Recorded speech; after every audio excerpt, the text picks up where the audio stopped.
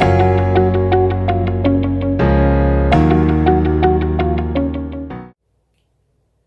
guys, I'm jumping on today to answer 2 quick reader questions regarding fabric. The first one is, how much fabric should I purchase when I don't have a particular project in mind?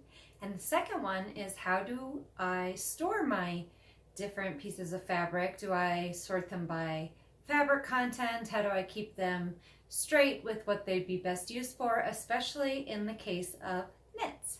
So let me begin by answering question number 1.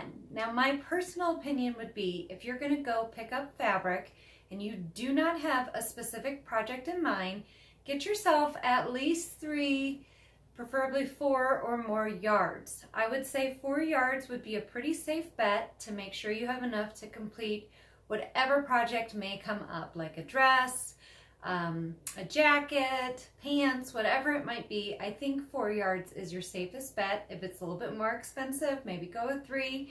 And if it's on sale, a great deal, and you really love it, then I would certainly say to stock up and maybe get a little bit extra. Now, how do I store my fabrics? Well, you'll see behind me I have my stash, and it's not huge, which I'm going to talk about that in a minute and what I'm doing about my stash these days. And it's also not tidy right now, and I apologize, but that's because I jumped on real quick because I actually did my hair today, so why not make a video? But I want to show you how I organize my fabrics. I have 2 different sections for most of my fabrics. I do have some other pieces, like way up in that corner I have a lot of fleece, and way up high here there's some more fleece and some more home decor that you don't see that's folded flat, and they're bigger pieces. But the bulk of my stash is right here on these 3 shelves. I have my knit fabrics laying here, and I have 2 shelves of wovens, and these are organized by fabric weight and content. Like home decor is down here, and then up here I have some lining fabrics and gauzes and things like that. I used to keep it color coordinated, and now I do it more by content or purpose.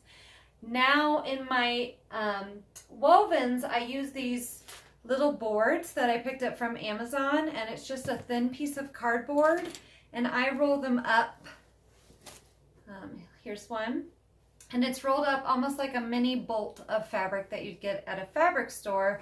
And then that way I can keep it mostly organized. And when I fold it back up correctly, it looks a little bit better.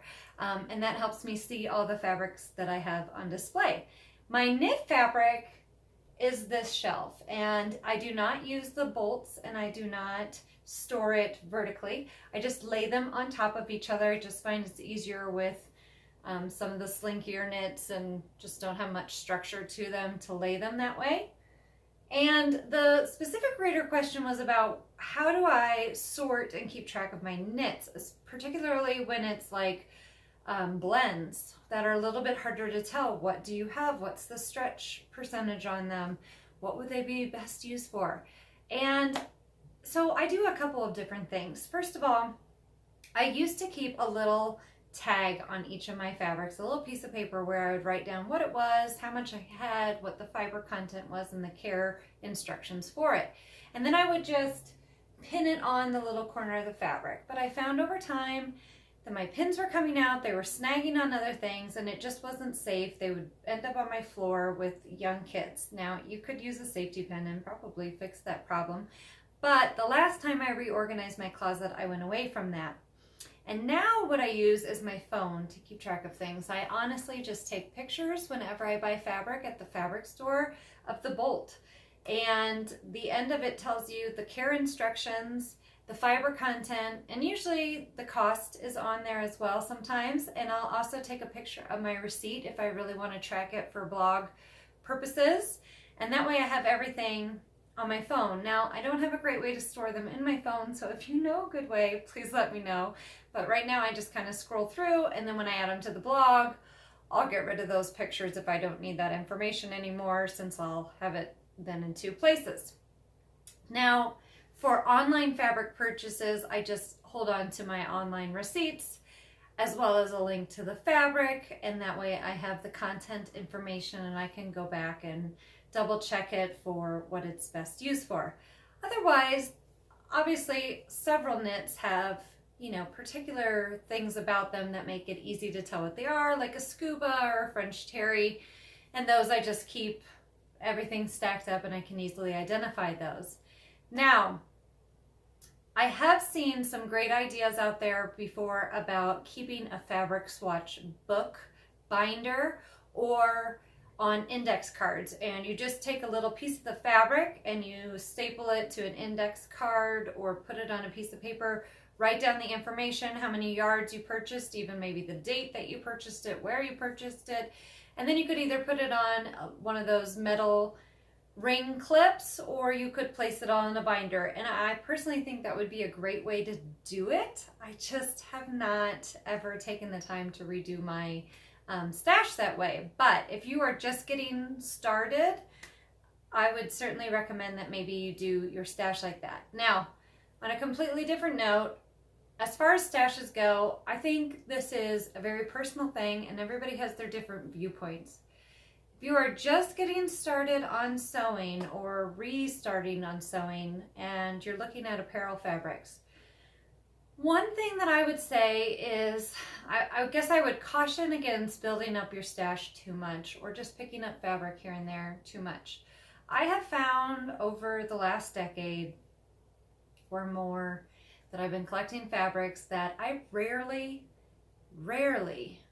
pick the fabrics out of my stash to sew with. And it really just started to become super frustrating for me. I would have these shelves, things were not fitting on them, things were falling off, and yet I would never grab those fabrics. And I think a lot of people who sew do the same thing. You want to go out, you want to buy something new. And so what I've been trying to do over the past couple months is really streamline my sewing process and sew in collections, and within those collections they have a color story. And those color stories are forcing me to look at the fabrics that I already have within my stash, how I can use them maybe more creatively than I would have thought of before when I would just go out and buy whatever I wanted. And then I only purchase fabrics to fill in the gaps. This allows me to not only pick the patterns I want first, so then I can know exactly how much fabric I need. So for example, in an upcoming collection that I'm working on, I knew I wanted some tank tops, which really weren't going to take up much fabric, or like the Ogden cami, for example. And so I knew that I could really get a smaller cut of fabric, and in those particular cases, I actually purchased out of the remnant bin at Joann's for like under $1 for some of these fabrics because they're 50% off of the current price, and they had like a 70% off sale. So it was insane, but you're always going to get under a yard. So there's not a ton of options that you can do with that, which is why I'd recommend, you know, doing it from like a collection or know what you're doing first and then buying your fabric. Now, disclaimer, when you see something that you really love or it's a great price, do I still purchase things and keep it in my stash? Yes, I do. I mean, I'm a seamstress. Who doesn't do that, right? I guess if you don't, you're super disciplined and that's great. But for example, I was at Hobby Lobby a few weeks back. Am I doing a mustard yellow collection? No. Will I do one? Yes, because I love anything mustard yellow. So this was on sale for $2 a yard. I thought it was really pretty fabric.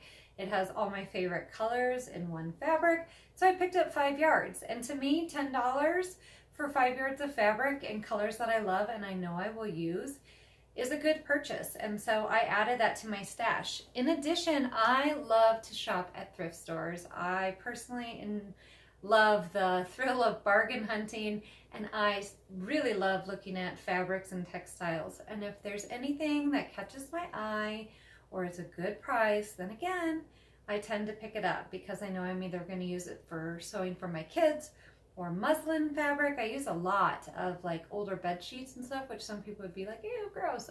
Obviously wash them, sanitize them first.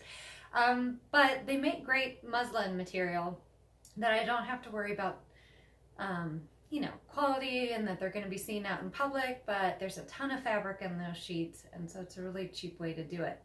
For example, I was at a thrift store not long ago, and again, there were all these mustard yellow, they're probably tablecloths to be honest, but I liked the feel of the fabric, and I knew at some point I would be doing a mustard yellow collection, and I thought, even if I just use it as a muslin or a possible wearable muslin, this was a value I couldn't pass up because it's about 10 yards of fabric, and I think it cost me around $2 on sale. So, I mean, sometimes you just can't beat it. You have to pick it up and bring it home. But otherwise, my recommendation would be to maybe wait and don't just purchase, to kind of get a feel for what you like to sew, because you would be surprised how many times you do not reach for that fabric in your stash. Anyway, I hope this information was helpful on how I sort my fabric when I get it home and how much fabric I tend to purchase when I'm out looking and I do not have a specific project in mind. Until next time, happy sewing!